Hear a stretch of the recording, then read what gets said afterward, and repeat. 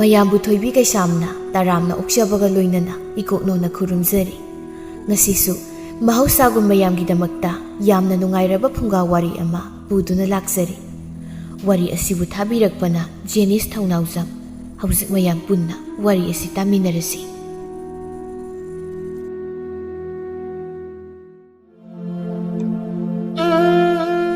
ꯅꯤꯡꯊꯤꯖꯩ, ꯐꯖꯩ, ꯌꯦꯡꯕꯒꯤ ꯄꯦꯟꯕ ꯅꯥꯏꯗꯦ, ꯑꯁꯨꯛꯀꯤ ꯃꯇꯤꯛ ꯄꯨꯛꯅꯤꯡ ꯍꯨꯅ ꯅꯤꯡꯊꯤꯖꯩ꯫ ꯅꯨꯃꯤꯗꯥꯡ ꯋꯥꯏꯔꯝꯒꯤ ꯃꯇꯝ ꯑꯣꯏꯕꯅ ꯃꯐꯝ ꯑꯗꯨꯁꯨ ꯄꯨꯝꯁꯤꯛ ꯁꯤꯛꯏ꯫ ꯅꯍꯥꯟ ꯃꯈꯩꯗꯤ ꯅꯥꯀꯜ ꯑꯗꯨꯗ ꯎꯔꯤꯕ ꯂꯝꯄꯥꯛ ꯃꯆꯥ ꯑꯗꯨꯗꯁꯨ ꯑꯉꯥꯡ ꯀꯌꯥ ꯑꯃ ꯁꯥꯟꯅꯕꯅꯤ, ꯑꯗꯨꯕꯨ ꯉꯁꯤꯗꯤ ꯀꯔꯤ ꯇꯧꯔꯕꯅꯣ ꯈꯪꯗꯦ, ꯀꯅꯥꯝꯇ ꯍꯦꯛ ꯂꯥꯛꯄ ꯁꯥꯟꯅꯕ ꯎꯗꯦ꯫ ꯏꯁꯤꯛ ꯁꯤꯛꯄ ꯃꯇꯝ, ꯏꯁꯤꯛ ꯁꯤꯛꯄ ꯃꯐꯝ ꯑꯁꯤꯗ ꯊꯃꯣꯏ ꯃꯥꯕꯨꯁꯨ ꯈꯨꯗꯨꯝ ꯆꯟꯗꯨꯅ ꯊꯝꯕꯤꯈꯤꯕꯒꯨꯝ ꯅꯨꯄꯤ ꯃꯆꯥ ꯑꯃꯈꯛ ꯂꯩꯔꯤꯕ ꯄꯨꯈ꯭ꯔꯤꯗꯨꯒꯤ ꯅꯥꯀꯜ ꯑꯣꯏꯔꯞꯅ ꯃꯥꯏꯊꯣꯡ ꯑꯗꯨꯁꯨ ꯃꯣꯃꯣ ꯅꯣꯛꯇꯨꯅ ꯐꯝꯗꯨꯅ ꯂꯩꯔꯤ꯫ ꯑꯗꯨꯝꯅ ꯃꯥꯅ ꯂꯩꯔꯤꯉꯩ ꯇꯨꯡꯂꯣꯝꯗꯒꯤ, "ꯏꯆꯦ, ꯅꯪ ꯏꯃꯥꯅ ꯐꯨꯅꯤꯅ ꯆꯩ ꯑꯃ ꯄꯥꯏꯔꯒ ꯊꯣꯡꯒꯥꯟꯗ ꯉꯥꯏꯔꯒ ꯂꯩꯍꯧꯔꯕꯅꯦ"꯫ ꯊꯥꯖ ꯍꯧꯖꯤꯛ ꯈꯛꯇꯗ ꯋꯥꯈꯜ ꯂꯥꯛꯄꯒꯨꯝꯅ ꯈꯜꯂꯝꯕ ꯋꯥꯈꯜ ꯑꯗꯨꯁꯨ ꯄꯨꯡꯀꯥꯏ ꯀꯥꯏꯈ꯭ꯔꯦ, ꯑꯗꯨꯒ ꯂꯝꯁꯥꯡ ꯆꯦꯜꯂꯛꯄꯒꯤ ꯋꯥꯕꯒꯨꯝꯅ ꯁꯣꯔ ꯑꯗꯨꯁꯨ ꯊꯕꯦꯠ ꯊꯕꯦꯠ ꯍꯣꯟꯗꯨꯅ ꯐꯝꯂꯤꯕ ꯃꯧꯄꯥ ꯅꯨꯄꯥꯗꯨꯗ ꯌꯦꯡꯗꯨꯅ ꯄꯥꯈꯠꯅ ꯍꯥꯏꯔꯛꯏ, "ꯇꯣꯝꯊꯤꯟ, ꯏꯃꯥꯅ ꯑꯩ ꯑꯁꯦꯡꯕꯒꯤ ꯐꯨꯅꯤ ꯍꯥꯏꯍꯧꯕ꯭ꯔꯣ?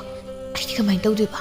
ꯏꯁꯤꯡꯁꯨ ꯁꯣꯛꯇ꯭ꯔꯦ"꯫ ꯉꯁꯥꯏ ꯃꯈꯩ ꯋꯥꯈꯜ ꯑꯃꯗ ꯇꯥꯎꯗꯨꯅ ꯂꯩꯔꯨꯕ ꯅꯨꯄꯤ ꯃꯆꯥꯗꯨ ꯍꯧꯖꯤꯛ ꯈꯛꯇꯗ ꯃꯃꯥꯅ ꯐꯨꯔꯅꯤ ꯍꯥꯏꯔꯛꯄꯁꯤꯗꯗꯤ ꯃꯁꯥꯗꯨ ꯈꯖꯤꯛ ꯄꯥꯎꯈꯠꯄ ꯐꯥꯎꯔꯛꯇꯨꯅ ꯐꯝꯂꯝꯕꯗꯨ ꯄꯨꯛ ꯍꯧꯒꯠꯇꯨꯅ ꯏꯁꯤꯡ ꯂꯩꯔꯤꯕ ꯄꯨꯈ꯭ꯔꯤꯗꯨ ꯇꯝꯅ ꯄ꯭ꯔꯞ ꯄ꯭ꯔꯞ ꯀꯨꯝꯊꯔꯛꯏ, ꯑꯗꯨꯒ ꯏꯁꯤꯡꯗꯨ ꯊꯨꯅ ꯁꯣꯛꯇꯨꯅ ꯃꯧꯄꯥꯗꯨꯒ ꯍꯣꯕꯦ ꯍꯣꯕꯦ ꯃꯌꯨꯝ ꯇꯝꯅ ꯂꯥꯛꯏ꯫ ꯍꯥꯏꯕꯒ ꯇꯧꯕꯒ ꯃꯃꯥ ꯃꯦꯝꯆꯥ ꯑꯗꯨ ꯊꯣꯡꯒꯥꯜ ꯑꯗꯨꯗ ꯃꯈꯨꯠꯇ ꯆꯩ ꯑꯃ ꯄꯥꯏꯔꯒ ꯂꯦꯞꯇꯨꯅ ꯂꯩꯕꯗꯨ ꯎꯕꯗ ꯊꯥꯖ ꯈꯖꯤꯛꯇꯤ ꯄꯥꯈꯠꯄ ꯄꯣꯛꯏ꯫ ꯑꯗꯨꯕꯨ ꯀꯔꯤꯁꯨ ꯍꯥꯏꯔꯨꯗ ꯀꯤꯅ ꯀꯤꯅ ꯃꯌꯨꯝ ꯇꯝꯅ ꯆꯪꯈꯤꯒꯦ ꯍꯥꯏꯅ ꯇꯧꯏ꯫ ꯑꯗꯨꯕꯨ "ꯑꯩꯈꯣꯏ ꯁꯅꯥꯏꯕꯤ ꯑꯃꯗꯤ ꯀꯔꯝꯕ ꯈꯣꯏꯃꯨꯒ ꯄꯨꯈ꯭ꯔꯤ ꯃꯄꯥꯜ ꯑꯗꯨꯗ ꯆꯤꯂꯣꯛꯅꯔꯤꯕꯅꯣ? ꯅꯨꯃꯤꯠꯅ ꯃꯝꯂ ꯃꯇꯝ ꯑꯁꯤꯗ ꯍꯟꯖꯤꯟꯕꯤꯔꯛꯏꯁꯤꯕꯣ, ꯍꯥ?" "ꯏꯃꯥ, ꯑꯩ ꯁꯣꯏꯈ꯭ꯔꯦ. ꯃꯇꯨꯡꯗ ꯊꯦꯡꯗꯅꯕ ꯍꯣꯠꯅꯖꯒꯦ ꯏꯃꯥ." "ꯕꯦꯝꯃ, ꯆꯤꯟꯗꯣꯜ ꯂꯩꯇꯣꯟ ꯐꯕꯤ, ꯅꯪꯅ ꯈꯔ ꯊꯨꯅ ꯁꯤꯈ꯭ꯔꯣꯅꯦꯍꯦ. ꯑꯩꯁꯨ ꯋꯥꯏ ꯑꯃ ꯁꯪꯅꯕ ꯁꯨꯔꯨ ꯁꯨꯔꯨ ꯅꯩꯁꯤꯜꯂꯒ ꯁꯨꯝ ꯂꯩꯔꯤꯕꯁꯤꯕꯨ ꯅꯠꯇꯦ ꯅꯪꯕꯨ ꯏꯀꯥꯏꯕꯒ ꯈꯪꯗꯕ꯭ꯔꯅꯍꯦ?" ꯑꯁꯤ ꯍꯥꯏꯗꯨꯅ ꯊꯥꯖꯕꯨ ꯃꯈꯨꯠꯇ ꯄꯥꯏꯔꯤꯕ ꯆꯩꯗꯨꯅ ꯐꯨꯕ ꯍꯧꯔꯛꯏ꯫ ꯃꯧꯄꯥ ꯅꯨꯄꯥ ꯇꯣꯝꯊꯤꯟꯁꯨ ꯀꯞꯇꯨꯅ ꯃꯃꯥꯕꯨ ꯈꯥꯝꯖꯤꯟꯖꯔꯝꯃꯤ, ꯑꯗꯨꯕꯨ ꯄꯤꯛꯂꯤꯕ ꯑꯉꯥꯡ ꯃꯍꯥꯛꯅꯗꯤ ꯀꯔꯝꯅ ꯃꯁꯤꯕꯨ ꯀꯟꯕꯗꯤ ꯉꯝꯒꯅꯤ? ꯃꯦꯝꯆꯥꯗꯤ ꯊꯥꯖꯕꯨ ꯐꯨꯕꯗꯨ ꯂꯦꯞꯂꯝꯗꯦ꯫ "ꯏꯃꯥ, ꯅꯥꯏ. ꯏꯃꯥ, ꯑꯩ ꯃꯇꯨꯡ ꯇꯧꯖꯔꯣꯏ. ꯅꯆꯥꯕꯨ ꯑꯃꯨꯛꯇ ꯉꯥꯛꯄꯤꯌꯨ. ꯏꯃꯥ, ꯐꯨꯕꯁꯤ ꯂꯦꯞꯄꯤꯌꯨ. ꯅꯆꯥ ꯌꯥꯝ ꯅꯥꯏ ꯏꯃꯥ." "ꯈꯪꯕ꯭ꯔꯗꯣ ꯃꯔꯛꯇꯕꯤꯁꯤꯗꯤ, ꯀꯔꯤꯒꯤꯅꯣ ꯅꯪꯅ ꯑꯁꯨꯛ ꯌꯥꯝꯅ ꯐꯠꯇ꯭ꯔꯤꯕꯁꯤꯕꯣ? ꯑꯩꯗꯤꯅꯦ ꯄꯦꯜꯂꯕꯅꯤ ꯍꯥꯏꯔꯤꯕꯁꯤꯅꯤ. ꯍꯩ, ꯆꯠꯂꯨ, ꯌꯦꯡꯅꯤꯡꯗꯦ. ꯅꯁꯛ ꯑꯗꯨ ꯌꯦꯡꯅꯤꯡꯗꯦ. ꯆꯥꯛꯇꯣ ꯊꯣꯡꯂꯨꯁꯨ ꯆꯠꯂꯨ. ꯑꯗꯨꯗ ꯀꯞꯁꯤꯟꯅꯕꯅ ꯀꯥꯟꯅꯔꯣꯏ. ꯅꯁꯛ ꯑꯗꯨ ꯌꯦꯡꯅꯤꯡꯗꯦꯅꯦꯍꯦ." ꯊꯥꯖ ꯀꯞꯆꯕ ꯅꯠꯇꯅ ꯃꯃꯥꯇꯣꯟꯗ ꯀꯔꯤꯁꯨ ꯍꯥꯏꯕꯗꯤ ꯉꯝꯂꯝꯗꯦ꯫ ꯊꯥꯖꯒꯤ ꯃꯄꯥ ꯏꯕꯨꯡꯉꯣ ꯁꯅꯥꯖꯥꯎꯕ ꯑꯁꯤ ꯅꯨꯄꯤ ꯑꯅꯤ ꯂꯣꯜꯂꯤ꯫ ꯊꯥꯖꯅ ꯁꯅꯥꯖꯥꯎꯕꯒꯤ ꯅꯨꯄꯤ ꯑꯍꯟ ꯂꯥꯡꯂꯦꯟꯒꯤ ꯃꯆꯥꯅꯨꯄꯤꯅꯤ, ꯑꯗꯨꯒ ꯇꯣꯝꯊꯤꯟꯅ ꯁꯅꯥꯖꯥꯎꯕꯒꯤ ꯅꯨꯄꯤ ꯑꯇꯣꯝꯕꯤ ꯃꯦꯝꯆꯥꯒꯤ ꯃꯆꯥꯅꯨꯄꯥꯅꯤ꯫ ꯂꯥꯡꯂꯦꯟꯅ ꯂꯩꯈꯤꯗ꯭ꯔ ꯃꯇꯨꯡ ꯁꯅꯥꯖꯥꯎꯕꯅ ꯃꯦꯝꯆꯥꯕꯨ ꯑꯃꯨꯛ ꯂꯧꯗꯨꯅ ꯂꯨꯍꯣꯡꯈꯤꯕꯅꯤ꯫ ꯁꯅꯥꯖꯥꯎꯕꯗꯤ ꯏꯃꯨꯡꯒꯤ ꯂꯩꯇꯕ ꯑꯃꯗꯤ ꯃꯆꯥꯁꯤꯡ ꯑꯁꯤꯒꯤ ꯈꯟꯗꯨꯅ ꯂꯪꯐꯩꯗ ꯊꯕꯛ ꯁꯨꯕ ꯆꯠꯈꯤꯔꯝꯃꯤ꯫ ꯃꯌꯨꯝꯗ ꯌꯥꯝꯅ ꯇꯣꯏꯅ ꯍꯜꯂꯛꯄ ꯍꯥꯏꯕꯗꯨꯗꯤ ꯑꯣꯏꯔꯝꯗꯦ꯫ ꯁꯅꯥꯖꯥꯎꯕꯅ ꯌꯨꯝꯗ ꯂꯩꯇꯕ ꯑꯁꯤꯒꯤ ꯈꯨꯗꯣꯡꯆꯥꯕ ꯂꯧꯗꯨꯅ ꯑꯌꯥꯝꯕ ꯃꯇꯝꯗ ꯃꯦꯝꯆꯥꯅ ꯊꯥꯖꯕꯨ ꯑꯁꯨꯛꯀꯤ ꯃꯇꯤꯛ ꯑꯣꯠꯂꯝꯃꯤ꯫ ꯊꯥꯖ ꯀꯞꯂꯝꯕꯗꯨ ꯇꯣꯛꯇꯨꯅ ꯃꯈꯣꯡꯗꯨꯁꯨ ꯁꯦꯛꯂꯤ ꯁꯦꯛꯂꯤ ꯇꯧꯗꯨꯅ ꯅꯨꯃꯤꯗꯥꯡꯒꯤ ꯆꯥꯛ ꯑꯗꯨ ꯊꯣꯡꯅꯕ ꯆꯥꯛꯈꯨꯝ ꯑꯗꯨꯗ ꯑꯃꯨꯛ ꯆꯪꯂꯛꯇꯨꯅ ꯆꯥꯛ ꯑꯗꯨ ꯊꯣꯡꯕ ꯍꯧꯏ꯫ ꯇꯣꯝꯊꯤꯟꯅ, "ꯏꯆꯦ, ꯅꯪ ꯌꯥꯝ ꯅꯥꯕ꯭ꯔꯥ ꯏꯃꯥꯅ ꯐꯨꯕꯗꯣ?" ꯊꯥꯖ ꯃꯧꯄꯥꯗ ꯅꯨꯡꯁꯤꯅ ꯌꯦꯡꯗꯨꯅ, "ꯏꯆꯦꯒꯤ ꯏꯕꯨꯡꯉꯣ, ꯏꯆꯦ ꯅꯥꯗꯦ. ꯏꯃꯥꯅ ꯐꯨꯕꯕꯨ ꯀꯩꯒꯤ ꯅꯥꯗꯣꯏꯅꯣ? ꯏꯆꯦ, ꯑꯩꯁꯨ ꯈꯪꯏ. ꯏꯆꯦꯅ ꯑꯣꯏꯗꯕ ꯉꯥꯡꯂꯤꯗꯣ. ꯌꯥꯝ ꯅꯥꯔꯝꯒꯅꯤ ꯏꯆꯦ. ꯏꯃꯥꯁꯦ ꯌꯥꯝ ꯐꯠꯇ꯭ꯔꯤꯁꯤ ꯀꯩꯒꯤꯅꯣ?"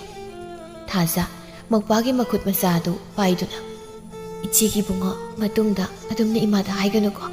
ꯏꯃꯥꯁꯦ ꯑꯩꯈꯣꯏꯒꯤꯗꯃꯛ ꯌꯥꯝ ꯋꯥꯔꯕꯅꯤ. ꯅꯪ ꯑꯗꯨꯝꯅ ꯍꯥꯏꯕ ꯌꯥꯗꯦꯀꯣ." ꯇꯣꯝꯊꯤꯟ ꯃꯉꯛ ꯑꯗꯨ ꯅꯣꯝꯂꯗꯨꯅ, "ꯍꯣꯏ ꯏꯆꯦ, ꯑꯗꯣ ꯑꯩ ꯏꯟꯁꯥꯡ ꯁꯦꯝꯕꯤꯌꯨꯔꯥ?" ꯊꯥꯖ ꯅꯣꯛꯂꯒ, "ꯅꯪꯕꯨ ꯏꯟꯁꯥꯡ ꯁꯦꯝꯕꯕꯨ ꯍꯩꯒꯗ꯭ꯔꯅꯦ?" "ꯍꯩꯅꯤꯌꯦ ꯏꯆꯦ."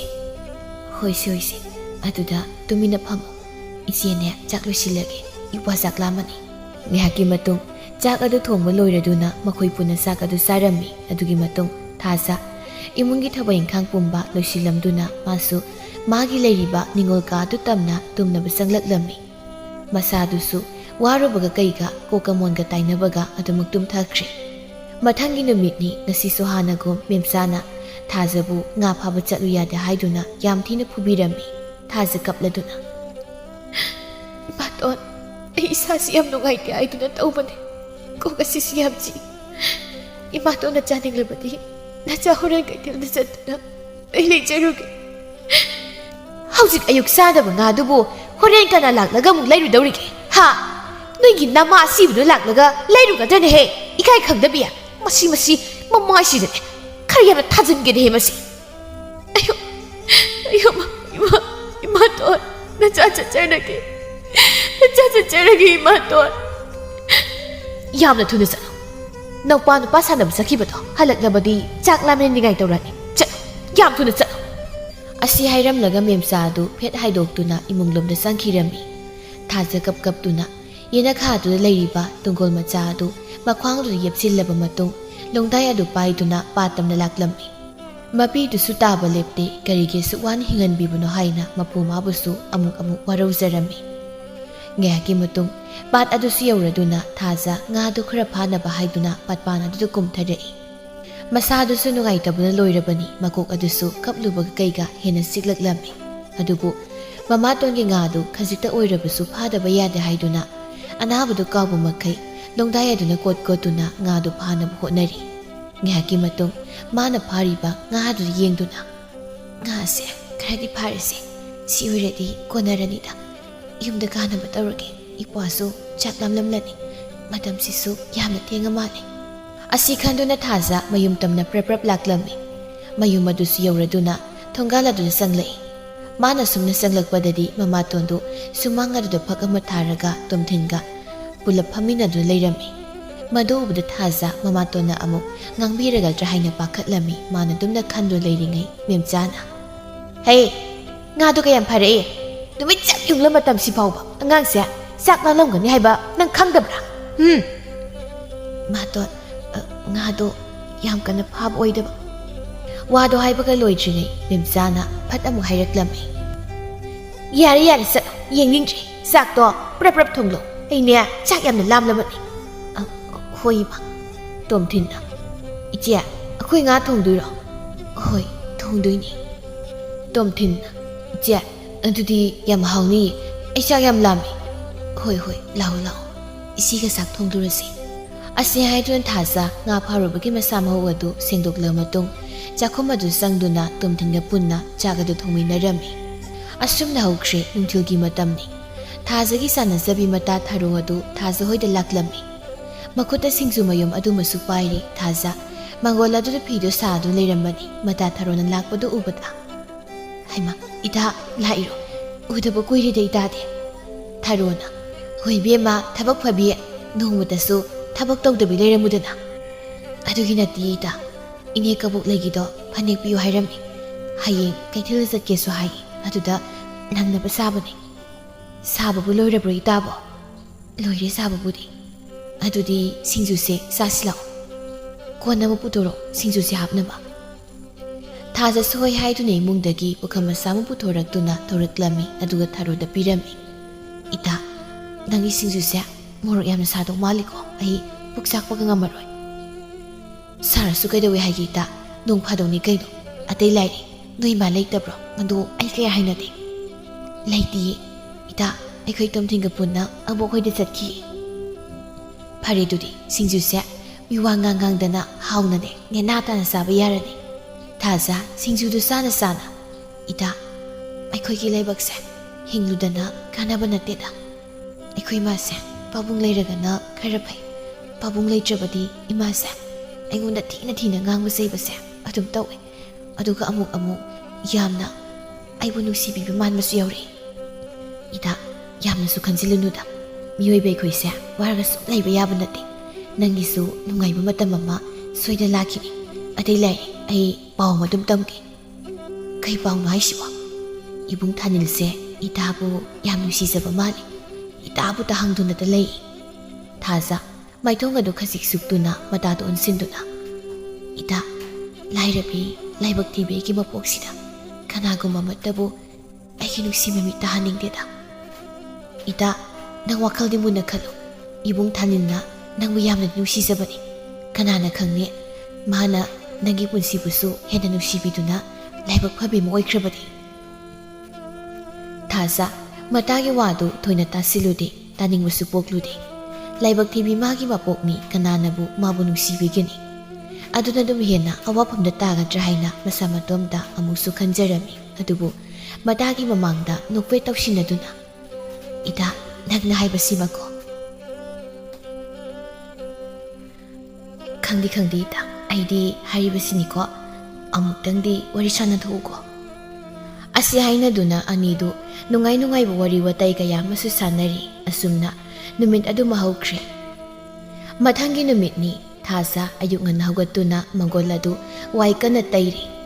Tanzaduda mama memsadusu masamadu sem-semduna hakang wawasan bamakai mangoladu thoraklami. Adubu mamaidu sukladuna Thazada sauni yengdun hairi. Ibi masak henbiya. Numina wato yarobasi phawa. Nang hauzik khakta mangol wai tairibani ni ha. Asi haiduna nurasafudu sumang tamna makong aduna kawkhirami aduga Thazagi masamdo amuk phoiduna sumang tamna soro laktuna singtharaklami. Thaza mamatongi mataw aduda kina. Ayo mato nai ay soikre ay tasena kang ogdabani ma ay soikre sangsi amuk tatadokpiyo. Ikay khangdabiya nang na khara thudu sikhron he nang laibadagi imung ase nungaiba ngamdrabaninya nama asibudugi manakta nungaina laijawriya Soida kariginu yetuna amuk lairibasibo ha. Thaza higik launa kappi aduga Ima sugapini nachana soikiba yarabasu layoikrabi aigi imadudadi pallaga ngangbiganu imato. Karigi palloidoribano ha karigi palloidoribano iba nama asibudo khangbra khangbu natro nang sune magi manakta sapikro nasak adu yingjaningden he ayuk yaurakpasida nangido tawgena toribu natro ha tawgyawna toribu natra ba ingonda nasadi tasengna khangaudaban tawgyawna tawba nati masi aigi sinthaktaga hansin khumine mase machinna sida thajingida masi khangrado ha khumkhadal nasinno khumkhuo Ima nasabu sulaw sinbiro ima nasabu karigi suwaning anbirambano pantaw apokpa nasabu kayang ko'y na pantaw wala pangay ko ay pano. Bema tatay biya kapsin naraga laydadabagi mahutan niya Tsaka thongluso chalo ay thabak sa thokadabal yam thunago suningdabiside. Memsa masina du murum sonduna yena khadomda sauna satkirami. Thaza satkribi mamaton buningam yengjarami. Pendi haisira ningol magi mapu karigi asuk laibak thina tambiram libano nongdamba mahakna. Ngayak sumanga duda masamanay papa pamdu leram lama matung phukhagat kiduna chakhum tamna muk sangkhirami. Asumna numit adu mahaukre Thanil ngasidi Thamoina khoidajabi nuja mahakpu unaruge khan maithongda momonokduna mataukto moigi mayumda laklami uri matawna sumanga duda phamduna leiribadu madu ubada ito kari wakhal khalino natomta phamlamlibudu bo tombana kari lerege laktokta laida amado amtawna rusi kaino noyanibu hana paw honaraba aina budi tharuda nahanto amta habiyo na budi haikibani adu khangdeni farisi moi horen isingso putholakani dana aduda maningi pukri sawbudo aduda oina ngairasi tombasu hoi aduna pharani haiduna anidu maningi pukri sawbudu tamna wari sa dun laklami ngayaki matung pukri sawbudu siyauraduna pukri dugi mapal oirap tawna napi khra hauri baduaida anidu puna phamthaminare aduga thazabu lakpa ngairami Fana kuina anidu ngaiba yaba ngairam matung Thazaga tharogadu isingsu puthoraklami tharona ita asidi leiribasibu ibung Thanilga ibung Tombaga natabro. Thaza leiriba aniduda haifet yengi adubu mamayado muluk thaduna magi ising sokhum thokpa adumuk sokli. Thanil ꯃꯇꯥꯎ ꯇꯣꯝꯕꯗ ꯃꯈꯨꯠ ꯈꯨꯅꯤꯡ ꯑꯗꯨꯅ ꯈꯖꯤꯛ ꯏꯟꯗꯨꯅ ꯀꯧ ꯍꯥꯏꯕꯒꯤ ꯃꯇꯥꯒꯨꯝ ꯏꯪꯒꯤꯠ ꯄꯤꯔꯛꯂꯝꯃꯤ꯫ ꯇꯣꯝꯕꯁꯨ ꯄꯟꯊꯕ ꯇꯧꯗ ꯏꯁꯤꯡ ꯁꯣꯛꯂꯤꯕꯤ ꯑꯅꯤꯗꯨꯗ ꯌꯦꯡꯗꯨꯅ ꯑꯁꯨꯝꯅ ꯍꯥꯏꯔꯛꯏ꯫ ꯏꯆꯜꯈꯣꯏ ꯑꯃꯨꯛꯇ ꯉꯥꯏꯕꯤꯈꯣꯕ, ꯅꯕꯨꯡ ꯑꯩꯈꯣꯏ ꯋꯥ ꯑꯃꯈꯛꯇ ꯍꯥꯏꯖꯧꯒꯦ꯫ ꯊꯥꯔꯣ ꯋꯥ ꯍꯥꯏꯔꯛꯂꯤꯕ ꯇꯣꯝꯕꯗ ꯃꯃꯥꯏ ꯑꯗꯨ ꯈꯖꯤꯛ ꯑꯣꯟꯁꯤꯟꯗꯨꯅ, ꯏꯕꯨꯡꯈꯣꯏ ꯀꯔꯤ ꯑꯋꯥ ꯑꯣꯏꯔꯕꯅꯣ? ꯆꯤꯡꯅꯕ ꯂꯩꯇ ꯑꯗꯨꯃꯛ ꯍꯥꯏꯕꯤꯌꯨꯗꯣ꯫ ꯍꯣꯏꯗꯩ ꯏꯆꯟ ꯊꯥꯖ, ꯑꯩꯒꯤ ꯏꯇꯥꯎꯁꯤꯅ ꯏꯆꯟꯒ ꯋꯥꯔꯤ ꯑꯃꯇ ꯁꯥꯟꯅꯖꯒꯦ ꯍꯥꯏꯔꯤ, ꯑꯃꯨꯛꯇ ꯁꯥꯕꯤꯌꯨꯗꯣ꯫ ꯊꯥꯖ ꯃꯃꯥꯏ ꯑꯗꯨ ꯏꯀꯥꯏꯅ ꯈꯖꯤꯛ ꯅꯣꯟꯊꯖꯩ, ꯑꯗꯨꯕꯨ ꯋꯥꯍꯩ ꯑꯃꯠꯇꯗꯤ ꯍꯥꯏꯔꯛꯇꯦ꯫ ꯃꯗꯨ ꯎꯕꯗ ꯊꯥꯔꯣꯅ, ꯏꯕꯨꯡ ꯇꯣꯝꯕ, ꯏꯕꯨꯡꯗꯤ ꯁꯣꯝꯗ ꯅꯆꯟꯒ ꯑꯣꯏꯅ ꯋꯥꯔꯤ ꯁꯥꯁꯤꯗꯣ꯫ ꯇꯣꯝꯕꯁꯨ ꯅꯣꯛꯂꯗꯨꯅ, ꯌꯥꯏ ꯌꯥꯏ, ꯍꯥꯏꯔꯛꯇꯦ ꯍꯥꯏꯔꯤꯕꯅꯤ꯫ ꯑꯁꯤ ꯍꯥꯏꯗꯨꯅ ꯑꯅꯤ ꯑꯗꯨ ꯊꯥꯅꯤꯜꯒ ꯊꯥꯖꯒꯅ ꯂꯩꯔꯤꯕ ꯃꯅꯥꯛ ꯑꯗꯨꯗꯒꯤ ꯈꯖꯤꯛ ꯆꯠꯊꯣꯛꯇꯨꯅ ꯐꯝꯈꯤꯔꯝꯃꯤ꯫ ꯊꯥꯅꯤꯜ ꯊꯥꯖꯒꯤ ꯃꯅꯥꯛ ꯑꯗꯨꯗ ꯈꯖꯤꯛ ꯆꯪꯁꯤꯟꯗꯨꯅ ꯇꯞꯅ ꯋꯥ ꯍꯥꯏꯕ ꯍꯧꯔꯛꯏ꯫ ꯏꯆꯜꯒꯤ ꯃꯤꯡꯗꯨꯕꯨ ꯊꯥꯖ ꯍꯥꯏꯕ ꯅꯠꯇꯕ꯭ꯔꯥ? ꯊꯥꯖ ꯇꯞꯅ, ꯃꯥꯅꯤ ꯏꯕꯨꯡ꯫ ꯅꯍꯥꯟ ꯏꯆꯟ ꯊꯥꯔꯣꯅ ꯑꯩꯒꯤ ꯃꯔꯝꯗ ꯋꯥꯍꯩ ꯑꯃꯇ ꯍꯥꯏꯔꯛꯇꯕ꯭ꯔꯣ? ꯊꯥꯖ ꯈꯪꯁꯤꯟꯅꯗ ꯁꯥꯗꯨꯅ, ꯀꯔꯤ ꯋꯥ ꯑꯣꯏꯔꯕꯅꯤ ꯏꯕꯨꯡ? ꯅꯆꯜ ꯚꯥꯞ ꯇꯥꯕ ꯉꯝꯖꯗ꯭ꯔꯦ꯫ ꯊꯥꯅꯤꯜ ꯁꯣꯔꯗꯨ ꯁꯥꯡꯅ ꯍꯣꯟꯗꯣꯛꯏ, ꯑꯗꯨꯒ ꯇꯞꯅ ꯍꯥꯏꯔꯛꯏ꯫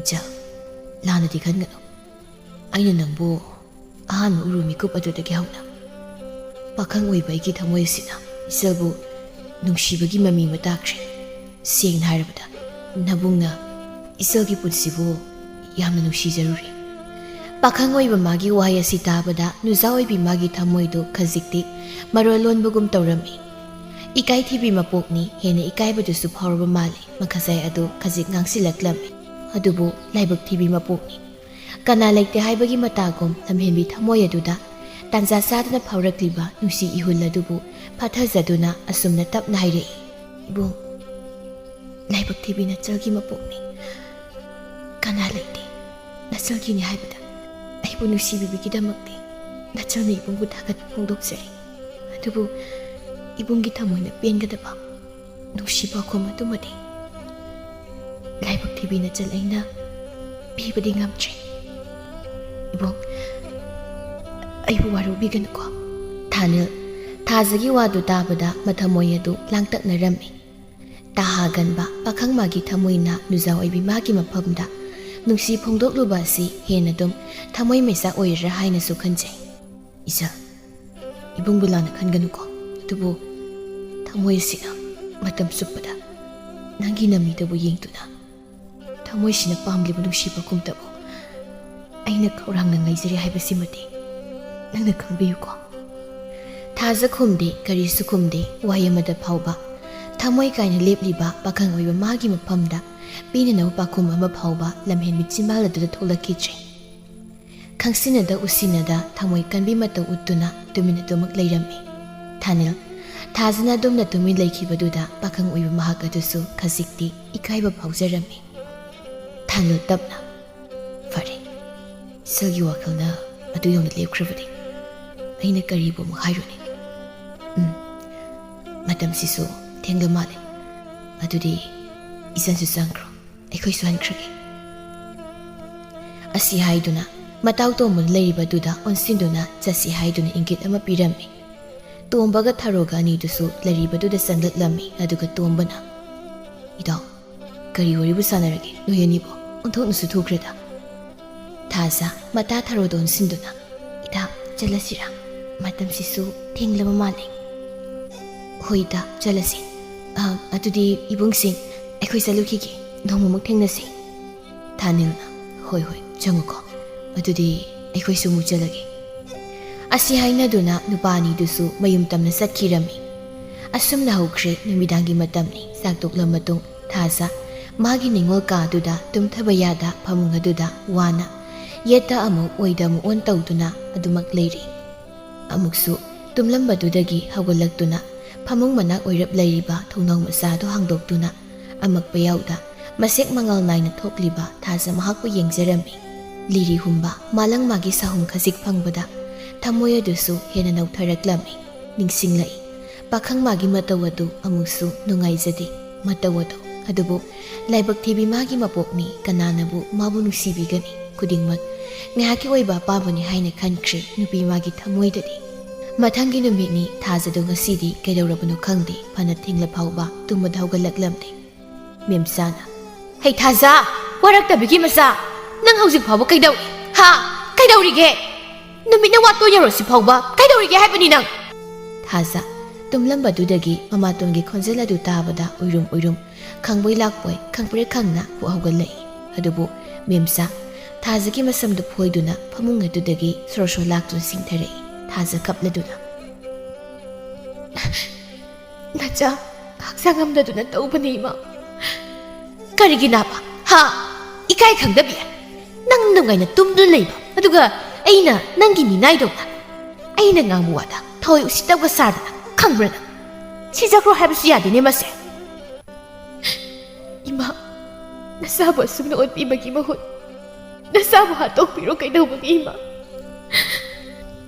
ꯀꯔꯤ ꯆꯤꯟꯊꯤꯕꯤ ꯅꯪꯕꯨ ꯍꯥꯜꯂꯒ ꯑꯩꯕꯨ ꯅꯤꯡꯊꯧꯒꯤ ꯆꯩꯔꯥꯛ ꯐꯪꯉꯨ ꯍꯥꯏꯕ꯭ꯔꯣ ꯍꯥ ꯅꯇꯣꯝꯇ ꯁꯤꯖꯈꯣꯅꯦꯍꯦ ꯅꯧꯄꯥ ꯅꯨꯄꯥꯁꯤꯁꯨ ꯅꯪꯅ ꯏꯟꯁꯤꯟꯗꯅ ꯑꯉꯥꯡꯁꯤꯃꯁꯨ ꯃꯥꯡꯗꯧꯔꯤꯕꯅꯤ ꯅꯪꯁꯦ ꯏꯕꯦꯝꯃ ꯑꯐꯕ ꯅꯨꯄꯤꯗꯤ ꯅꯠꯇꯤꯌꯦ ꯅꯪꯁꯦ ꯕꯥꯕꯥ ꯅꯪ ꯍꯜꯂꯛꯂꯒꯕ ꯅꯆꯥ ꯌꯥꯝꯅ ꯋꯥꯔꯦ ꯕꯥꯕꯥ ꯑꯣ ꯀꯞꯄꯨ ꯀꯞꯄꯨ ꯅꯄꯥ ꯍꯜꯂꯛꯀꯅꯤ ꯍꯜꯂꯛꯑꯣꯏ ꯈꯪꯗꯕꯗꯣ ꯀꯧꯔꯒ ꯀꯞꯄꯨ ꯑꯩꯗꯤꯅꯦ ꯊꯕꯛ ꯑꯃꯠꯇ ꯆꯠꯀꯦ ꯇꯧꯕꯅꯤ ꯗꯥꯎꯒ ꯑꯝꯇ ꯌꯥꯔꯣꯏꯗꯥꯏ ꯑꯁꯤ ꯍꯥꯏꯗꯨꯅ ꯏꯃꯨꯡ ꯂꯣꯝꯗ ꯆꯪꯈꯤꯔꯝꯃꯤ ꯇꯣꯝꯊꯤꯟ ꯉꯁꯥꯏ ꯃꯈꯩ ꯃꯃꯥꯅ ꯃꯁꯤꯗ ꯇꯧꯔꯤꯕꯗꯨ ꯊꯣꯡꯖꯤꯜ ꯑꯗꯨꯗꯒꯤ ꯌꯦꯡꯗꯨꯅ ꯂꯩꯔꯤꯕꯅꯤ ꯇꯣꯝꯊꯤꯟꯗꯨ ꯃꯁꯤꯒꯤ ꯃꯅꯥꯛ ꯑꯗꯨꯗ ꯆꯪꯁꯤꯟꯗꯨꯅ ꯃꯁꯤꯒꯤ ꯇꯥꯔꯛꯂꯤꯕ ꯃꯄꯤꯗꯨꯕꯨ ꯃꯈꯨꯠ ꯃꯆꯥꯗꯨꯅ ꯂꯥꯝꯗꯨꯅ ꯇꯩꯊꯣꯛꯂꯝꯃꯤ ꯏꯆꯦ ꯀꯞꯀꯅꯨ ꯏꯆꯦꯅ ꯀꯞꯂꯒ ꯑꯩꯁꯨ ꯅꯨꯡꯉꯥꯏꯇꯦ ꯇꯣꯝꯊꯤꯟ ꯏꯆꯦ ꯀꯞꯇꯦ ꯏꯆꯦ ꯀꯔꯤꯁꯨ ꯀꯞꯇꯦ ꯏꯆꯦ ꯑꯩꯅ ꯍꯌꯦꯡ ꯆꯥꯎꯔꯒ ꯏꯃꯥꯁꯦ ꯊꯤꯅ ꯑꯣꯠꯀꯦꯀꯣ ꯊꯥꯖ ꯃꯅꯥꯎꯅꯨꯄꯥ ꯇꯣꯝꯊꯤꯟꯕꯨ ꯃꯊꯥꯅꯨꯡꯗ ꯆꯦꯠꯅ ꯀꯣꯟꯁꯤꯟꯖꯗꯨꯅ ꯏꯆꯦꯒꯤ ꯏꯕꯨꯡꯉꯣ ꯏꯃꯥꯗ ꯑꯗꯨꯝꯅ ꯍꯥꯏꯗꯦꯀꯣ ꯑꯗꯨꯝꯅ ꯍꯥꯏꯕ ꯐꯠꯇꯦ ꯑꯁꯨꯝꯅ ꯍꯧꯈ꯭ꯔꯦ ꯃꯊꯪꯒꯤ ꯅꯨꯃꯤꯠꯅꯤ ꯀꯦꯇꯨꯀꯤꯅ ꯏꯕꯨꯡꯉꯣ ꯇꯥꯕ꯭ꯔꯣ ꯅꯪꯕꯣ ꯃꯄꯥꯅ ꯑꯃꯨꯛꯇ ꯊꯣꯛꯂꯛꯎ ꯊꯥꯅꯤꯜꯅ ꯀꯩ ꯍꯥꯏꯒꯦ ꯏꯃꯥ ꯍꯥꯏ ꯏꯃꯥ ꯋꯥ ꯍꯥꯏꯒꯦ ꯃꯨꯟꯅ ꯇꯥꯎ ꯅꯪꯅ ꯑꯁꯤꯒꯤ ꯃꯃꯥꯡ ꯂꯩꯀꯥꯏꯒꯤ ꯂꯩꯁꯥꯕꯤꯗꯣ ꯀꯔꯤꯌꯦ ꯃꯃꯤꯡꯗꯨꯕꯨ ꯊꯥꯖ ꯍꯥꯏꯕ꯭ꯔꯥ ꯀꯔꯤꯅꯣ ꯅꯍꯥꯟ ꯄꯨꯈ꯭ꯔꯤ ꯑꯆꯧꯕꯗ ꯎꯅꯩ ꯍꯥꯏ ꯀꯔꯤꯒꯤꯅꯣ ꯀꯅꯥꯅ ꯍꯥꯏꯔꯛꯏꯅꯣ ꯏꯃꯥꯗꯗꯨꯕꯣ ꯇꯧꯅꯨ ꯅꯪꯁꯦ ꯑꯩꯅ ꯄꯣꯛꯂꯤꯕꯅꯤ ꯏꯃꯥ ꯂꯣꯏꯅ ꯈꯪꯕꯖꯥꯠꯅꯤ ꯃꯗꯨꯒꯤ ꯅꯨꯄꯤꯗꯣ ꯏꯃꯥ ꯄꯥꯝꯗꯦꯀꯣ ꯃꯃꯥꯗꯨꯅ ꯃꯔꯣꯜ ꯑꯃ ꯃꯁꯛ ꯅꯨꯡꯁꯤꯗ꯭ꯔꯤꯕ ꯏꯃꯥ ꯑꯩ ꯃꯥꯒ ꯀꯣꯏꯅꯗꯦꯃꯤ ꯁꯨꯝ ꯆꯝꯅ ꯋꯥꯔꯤ ꯑꯃ ꯁꯥꯕꯅꯤ ꯐꯩ ꯀꯣꯏꯕꯨ ꯀꯣꯏꯅꯗ꯭ꯔꯕꯗꯤ ꯐꯩꯌꯦ ꯑꯁꯤ ꯍꯥꯏꯔꯝꯗꯨꯅ ꯀꯦꯇꯨꯀꯤꯗꯨ ꯍꯧꯒꯠꯇꯨꯅ ꯆꯠꯈꯤꯔꯝꯃꯤ ꯊꯥꯅꯤꯜꯁꯨ ꯀꯔꯤꯁꯨ ꯈꯟꯖꯤꯜꯂꯨꯕ ꯇꯧꯗꯅ ꯃꯣꯃꯣ ꯅꯣꯛꯇꯨꯅ ꯂꯩꯍꯧꯏ ꯑꯁꯨꯝꯅ ꯃꯇꯝ ꯈꯔ ꯍꯧꯈ꯭ꯔꯦ ꯑꯗꯨꯕꯨ ꯉꯁꯤꯁꯨ ꯊꯥꯅꯤꯜꯅ ꯊꯥꯖꯕꯨ ꯂꯣꯟꯅ ꯌꯦꯡꯖꯕ ꯃꯥꯕꯨ ꯁꯦꯟꯅꯖꯕꯗꯤ ꯂꯦꯞꯂꯝꯗꯦ ꯑꯁꯤꯗꯁꯨ ꯅꯠꯇꯅ ꯊꯥꯖꯒꯤ ꯂꯩꯀꯥꯏꯗ ꯇꯣꯏꯅ ꯂꯥꯛꯇꯨꯅ ꯇꯣꯝꯊꯤꯟꯒ ꯐꯥꯎꯕ ꯃꯁꯛ ꯈꯪꯅꯗꯨꯅ ꯊꯥꯖꯒꯤ ꯋꯥꯔꯤ ꯀꯌꯥ ꯑꯃꯁꯨ ꯍꯪꯂꯝꯃꯤ ꯊꯥꯅꯤꯜꯒꯤ ꯑꯁꯤꯒꯨꯝꯕ ꯃꯇꯧ ꯑꯗꯨꯗ ꯊꯥꯖꯁꯨ ꯊꯥꯅꯤꯜꯕꯨ ꯇꯞꯅ ꯅꯨꯡꯁꯤꯕ ꯐꯥꯎꯔꯛꯂꯝꯃꯤ ꯑꯗꯨꯕꯨ ꯊꯥꯅꯤꯜꯒꯤ ꯃꯐꯝꯗꯗꯤ ꯅꯣꯡꯃꯇ ꯆꯤꯟꯕꯥꯜ ꯂꯥꯟꯅ ꯐꯣꯡꯗꯣꯛꯂꯝꯗꯦ ꯅꯣꯡꯃꯒꯤ ꯅꯨꯃꯤꯠꯅꯤ ꯊꯔꯣꯒ ꯊꯥꯖꯒꯗꯨ ꯄꯥꯠ ꯑꯗꯨꯗ ꯂꯣꯡꯗꯥꯏ ꯑꯗꯨ ꯈꯣꯟꯗꯨꯅ ꯉꯥꯗꯨ ꯐꯥꯔꯝꯃꯤ ꯊꯔꯣꯅ ꯏꯇꯥ ꯉꯥꯗꯨꯕꯨ ꯀꯌꯥꯝ ꯐꯥꯔꯕꯒꯦ ꯊꯥꯖ ꯂꯣꯡꯗꯥꯏ ꯑꯗꯨ ꯈꯣꯟꯅ ꯏꯇꯥ ꯀꯩꯗꯧꯔꯕꯅꯣ ꯈꯪꯗꯦ ꯉꯁꯤꯗꯤ ꯂꯦꯝꯂꯩ ꯉꯥ ꯑꯁꯤꯁꯨ ꯏꯐꯥ ꯐꯥꯕ ꯑꯣꯏꯗꯦꯗ ꯊꯔꯣꯅ ꯏꯇꯥ ꯉꯥꯏꯍꯥꯛꯇꯪꯒ ꯐꯥꯈꯤꯁꯤ ꯃꯇꯝ ꯑꯁꯤꯁꯨ ꯌꯥꯝꯅ ꯉꯜꯂꯤ ꯈꯔ ꯌꯥꯝꯅ ꯐꯥꯔꯕꯗꯤ ꯍꯣꯔꯦꯟ ꯀꯩꯊꯦꯜ ꯆꯠꯇꯨꯅ ꯌꯣꯟꯕꯗ ꯇꯔꯦꯠ ꯁꯦꯟꯖꯥꯁꯨ ꯌꯥꯝꯅ ꯐꯪꯅꯕ ꯍꯣꯏ ꯌꯥꯏꯌꯦ ꯏꯇꯥ ꯑꯩꯁꯨ ꯀꯨꯝꯁꯤ ꯆꯍꯤ ꯑꯁꯤꯗꯤ ꯌꯥꯝꯗꯕ ꯏꯄꯥꯒ ꯏꯃꯥꯒꯒꯤ ꯐꯤꯖꯣꯜ ꯑꯃꯃꯝꯇ ꯑꯣꯏꯔꯕꯁꯨ ꯂꯩꯕꯤꯒꯦ ꯇꯧꯕꯅꯤ ꯑꯗꯨꯕꯨ ꯏꯃꯨꯡꯒꯤ ꯂꯩꯇ ꯂꯥꯏꯔ ꯌꯦꯡꯂꯤꯉꯩ ꯍꯦꯛꯇ ꯃꯉꯝꯗꯦ ꯏꯇꯥ ꯑꯗꯨꯕꯨ ꯉꯁꯤꯗꯤ ꯇꯔꯦꯠ ꯁꯦꯟꯖꯥꯁꯤꯅ ꯀꯣꯟꯅꯕ ꯑꯃꯗꯤ ꯂꯩꯔꯒꯦ ꯈꯜꯂꯤ ꯌꯥꯏꯌꯦ ꯏꯇꯥꯒꯤꯗꯨꯅ ꯀꯣꯟꯅꯗ꯭ꯔꯕꯁꯨ ꯑꯩꯒꯤ ꯐꯪꯂꯛꯄ ꯇꯔꯦꯠ ꯁꯦꯟꯖꯥꯁꯤꯁꯨ ꯍꯥꯞꯆꯤꯜꯂꯒꯅꯦ ꯑꯗꯨꯃꯛ ꯂꯩꯁꯤ ꯏꯇꯥ ꯑꯁꯨꯝꯅ ꯋꯥꯔꯤ ꯁꯥꯗꯨꯅ ꯂꯣꯡ ꯑꯗꯨꯁꯨ ꯁꯨꯝ ꯂꯦꯞꯇꯅ ꯈꯣꯜꯂꯝꯃꯤ ꯉꯥꯏꯍꯥꯛꯀꯤ ꯃꯇꯨꯡ ꯊꯦꯡꯂꯦ ꯍꯥꯏꯗꯨꯅ ꯅꯨꯄꯤ ꯑꯅꯤꯗꯨꯁꯨ ꯄꯥꯠ ꯑꯗꯨꯗꯒꯤ ꯀꯥꯔꯛꯇꯨꯅ ꯃꯌꯨꯝ ꯇꯝꯅ ꯑꯃꯨꯛ ꯍꯜꯂꯛꯂꯝꯃꯤ ꯉꯥꯏꯍꯥꯛꯀꯤ ꯃꯇꯨꯡ ꯊꯥꯖ ꯉꯥꯁꯤꯡ ꯑꯗꯨ ꯐꯖꯅ ꯆꯥꯝꯊꯣꯛꯂꯕ ꯃꯇꯨꯡ ꯈꯥꯎ ꯃꯆꯥ ꯑꯃꯗ ꯍꯥꯞꯇꯨꯅ ꯀꯩꯊꯦꯜꯗ ꯌꯣꯟꯅꯕꯒꯤꯗꯃꯛ ꯄꯨꯗꯨꯅ ꯊꯣꯔꯛꯂꯝꯃꯤ ꯃꯗꯨ ꯎꯕꯗ ꯃꯦꯝꯆꯥꯅ ꯍꯥꯏ ꯀꯗꯥꯏꯗ ꯑꯃꯨꯛ ꯆꯠꯇꯧꯔꯤꯕꯅꯣ Ima, ngasing ngase. Kaitel da zatuna ine kabok leida amukta pirugi tawbani. Ngasai na ngalingai na satpa kaidoge. Numidang wairam masida irang tawbu sa tawribro kaitel aduda. Ima, ngasi piramlaga nasa thuna dumang hanjarake. Yare yare, amuk kothadu leira. Chatawu salu. Chalo. Hey, ngaiko. Tabra. Horan kaitel dagi insang do khara sabi yaba khalaga ne khara leiro. Ai nangna thonglibnin tawribado yotpa gamta yade ko. Hoima, nasa yenglaga leirage. Asi airamduna thajadu satkirami asumna mata tharoga tawduna kaitel asawbudu tamna laklammi. Kaitel yoraba matung mani kabuk legi potpham adu yoraduna ngadu pirami. Kabuk leina. Ye, nangbu khara ngana lakpa yadro. Ine, khara thengdokre ngasido. Kaya piyu hairibano nya nangisibo. Ine, lupa yangkai pibiro. Imaga tum thingagi puri amumtasu legi tawbani. Ho, si, asi lauro. Aduga nya, numit tadringaida haluko bema. Tharo, nataga puna phajana halminaroko. Tharo sunok laduna. Hoine. Asi haiduna. Thajaga tharogasu thoraklami. Asumna, mama amadi mokbagi pizol khara leiraba matung aremba taret senjaduna mamana saba yaba insang khara amuk leiraklami. Aduga mayum tamna mu halaklami. Halakpagi lambidani thaniladu mataw tombo hoide satke haiduna magi nupa cycle adu thauduna laklami. Adubu thajaga tharogana lakpadu ubada anidugi manakta oina cycle du thaujilaklami. Aduga ichan tharona haima ibung thanil khara chalubano aise sida nabung tomboida chaluge haidun tholakpani. Aduda nakhoi lakpasi ubada changlakpani. Tharona adudi tanyamna saribo ita thajase ibungna yumphau dang thinbiramo. Aise sida aikhoi ni hoida amukta changlamge tawbani. Thaja ikaina ita nangsidi thanilna yai thaja ai sakal maning asida tong ai thinbiramagi. Thaja tapna yanida ibo ai dum khongiselagi. Tharona as kai yabanu ita sisi kakalo ibungdane phajana thilaloba. Asi haiduna cycle leiriba domda tharona thajagi makhut adubu paiduna singsili. Adugam adudi ibung thanil aisu changkrage ko ita phajana chaluko. Ibung ita si thinbra haibabu thongana mu onana pukhini ko. Aisangu khige ko. Thanildu tharogi waduda khaji ikaibu poi thajasu adumangai. Thanilgi maphamda masu ikaibdi phaurammi. Thanilna tongo ai yumphau thinbiramagi. Thaja kari swaida cycle adugi tung oirap tauna phampham yauribaduda tumin masu phamtharaklami. Thanil matham moy aduda harausana maithongda momonok cycle adu tapna thauba haurei. Phajai kayadi phajai kayadi ningthijai. Piktak tongna leiriba lambi masadugi matai oirapna asangba phosing tana leiteng oi. Mangau thiba malang magi sagum phangbada amuksu phauna sing adu lengleng chali asuki matik pukning hurami. Thanil isik sikna kanagi khonsil tada leirambadu kari pen da baningai sauba thamoi oibanano asikpadubu tugare ga haibagi matago. Thaja kauraklammi atapa khonjelda nupa mage lumlum lauraba khonjel aduda nuzawaibi mahaksu pantharuba tauda atapa khonjelda aduma kumlaklammi. Kay haigibo pakang oiba mahak adu hainingmu wado haiba ngamjabara amuk tumina leirami. Songlami mihul adusu kana songlami adubu khanglamde taramde tungda phamduna leiribi nuzaoibi mahak nadi lamhenba pakang asigi thamoida phauriba nungsi ihul adubu ija hanjin haiduna nabungaibu ikai khangda haina khangano ngasi hairiba sinasu aroibo ikrake adubu thamoi sina pamliba pakhom atumatangde ijana nabungaigi phamda pibiyo. Thaja khumpham khanglamde masu khangi pakhang oiba mahakna pamliu pakhom asi adubu mikup asidadi ikaibu pumba thadoktuna tapna haire momonoktuna ibung na pamliu pakhom do asidi nachalna pirabani isana yare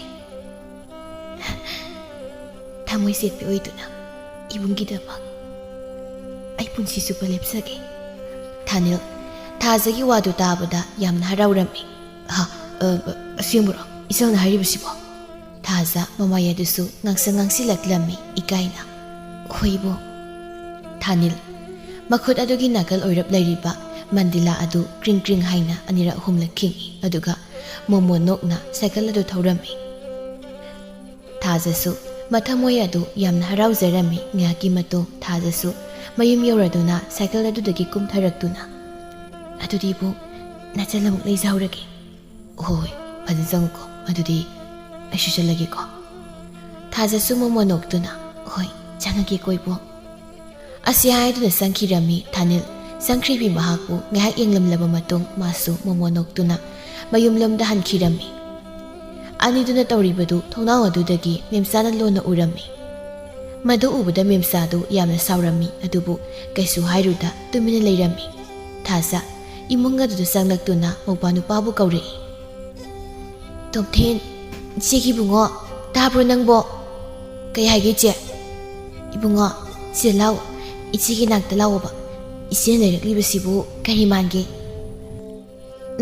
khangdi ichi kainu sibo isi nane ipwagi kaithildagi purit ama leirakpani law isi phasabri yenge Tomthen masina magi purika leirakpaduda harauzana masigi manakaduda chensili aduga aya je sidiam bhazi tu yengune sabsari sisi je nang syam nusi memsa Thazaga Tomthengana leribadugi manakta sangsilaklami madu ubada Thazana imagi nasana phima leirakpani sima memsa phidu lausili adubu haraubagi mahut saurap tauna yare sak adu thongro nimit ase yam thenglabani haibu ngam ngalakano Thaza mamana haraugadra haiduna leirakliba phi adumadi laukri adubu Thazana mamagi mafamdagi Tanengli pakum adumadi ona tainaba haibdu oirami. Asumna matam kaya masu hokre Thanilga Thazagasu aduki matik nushinaba haibdu oirami aduga memsasu Thazabu hanagumna phusaiba tarambadusu haujikti khara makai phakre nongmagi namitni Thanil pukri mapala duda Thazana ising sokpadu tholakpa ngairami. Ngihaki matung Thazasu sanabun masama paiduna Thanil leiribaduki manaktamna momonoktuna sanglaklami. Ing lawi maithongni ningdu yeribi samlang Thazamanbi maithong aduda koikaknaribi ningolgi sainona henna magul haplibadi ningol oibi magi yetki napada chiliba takheleina somaduna ningol magi phajabada henna magul haplami mitpham honingdaba saktamni ibu kayam koirege lakpa ngak koire lakpa ado asidi nangina somse yamna phajai phajadabanida ibungna soina ubagi oiramgani Khangde aidi nasong masida hena magul hapugum tawi aduna ningol oibi nangi nasom leirang to asidi pakhang oibaigi phamda pibiramlo Thaza tapna ningol leina khoidazana semsaba nasom leirangni adubu ibungi na phamdadi madik sab leirang nasom na chadi hena dum nasom masina ibungi tingkhang oiroitra Pakhang oiba mahak adu hairakliba ningol oibi magi wahay adu khasik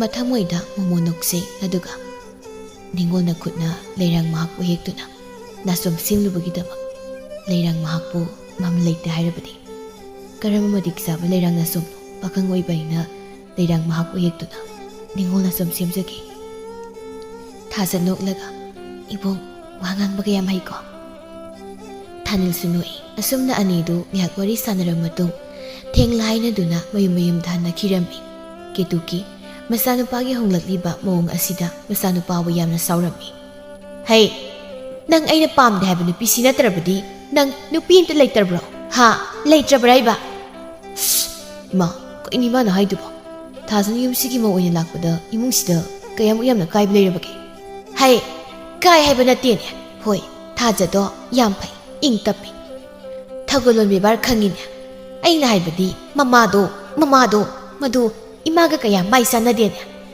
ma aina lawduise mamado nati masanupiduni ibu haldo magi nupiga masanupaga na sanaribu waridu tabada ketukidu onsinduna Hey mama nasanupa na phaiganbado adum tawjasanu masida mama nang yarunuko o aigi budinya kashu kaidiye imau oirabasu yai aduda mamado neba Aina yam mai sanadrisi o sanadraganane hek yenglunu ꯁꯤ ꯅꯨꯄꯤꯁꯤꯗꯤ ꯑꯁꯤ ꯍꯥꯏꯗꯨꯅ ꯏꯕꯣꯍꯜꯗꯨ ꯏꯃꯨꯡ ꯂꯣꯝꯗ ꯆꯪꯈꯤꯔꯝꯃꯤ ꯁꯣꯝꯗꯁꯨ ꯃꯦꯝꯆꯥꯗꯨ ꯋꯥꯈꯜ ꯀꯌꯥ ꯑꯃ ꯈꯜꯂꯝꯃꯤ ꯃꯆꯥꯅꯨꯄꯤꯗꯨꯗ ꯃꯥꯅ ꯇꯧꯈ꯭ꯔꯤ ꯃꯌꯥꯝ ꯑꯗꯨ ꯑꯃꯨꯛꯁꯨ ꯅꯨꯡꯉꯥꯏꯖꯔꯝꯅꯤ ꯈꯟꯕ ꯌꯥꯕ ꯈꯜꯂꯕ ꯃꯇꯨꯡ ꯊꯥꯖꯕꯨ ꯀꯧꯁꯤꯟꯗꯨꯅ ꯕꯦꯝꯃ ꯊꯥꯖ ꯅꯪ ꯑꯃꯨꯛꯇ ꯂꯥꯛꯎ ꯊꯥꯖ ꯀꯧꯔꯛꯂꯤꯕ ꯃꯃꯥꯒꯤ ꯈꯣꯟꯖꯦꯜ ꯑꯗꯨ ꯇꯥꯕꯗ ꯈꯔꯗꯤ ꯉꯛꯆꯥꯅꯩ ꯑꯗꯨꯕꯨ ꯃꯃꯥꯒꯤ ꯍꯟꯇ ꯍꯣꯡꯂꯛꯂꯤꯕ ꯃꯇꯧ ꯑꯗꯨ ꯃꯥꯁꯨ ꯈꯪꯂꯤꯕꯅꯤ ꯃꯥꯕꯨ ꯍꯥꯟꯅꯒꯨꯝꯅ ꯆꯩꯉꯥꯡꯕ ꯇꯧꯈꯤꯗꯕꯗꯨ ꯃꯥꯁꯨ ꯅꯨꯡꯉꯥꯏꯕ ꯍꯔꯥꯎꯕꯗꯤ ꯄꯣꯛꯆꯔꯝꯃꯤ ꯀꯩ ꯍꯥꯏꯒꯦ ꯏꯃꯥ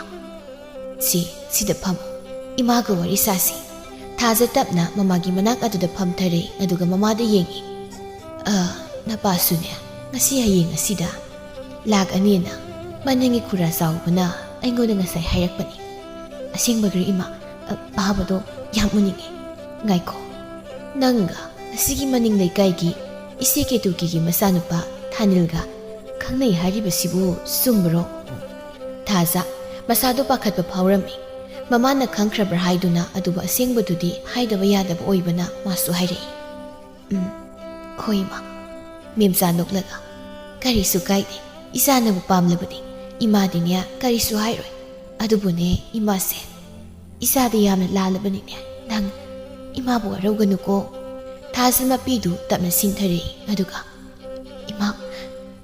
ꯏꯃꯥꯗ ꯅꯆꯥꯅ ꯋꯥꯔꯧꯕ ꯀꯔꯤꯁꯨ ꯂꯩꯇꯦ ꯉꯁꯤꯗꯤ ꯏꯃꯥꯅ ꯅꯆꯥꯕꯨ ꯅꯨꯡꯁꯤꯕꯤꯔꯦ ꯈꯜꯂꯨꯕꯗ ꯑꯩ ꯉꯁꯤꯗꯤ ꯌꯥꯝ ꯅꯨꯡꯉꯥꯏ ꯏꯃꯥ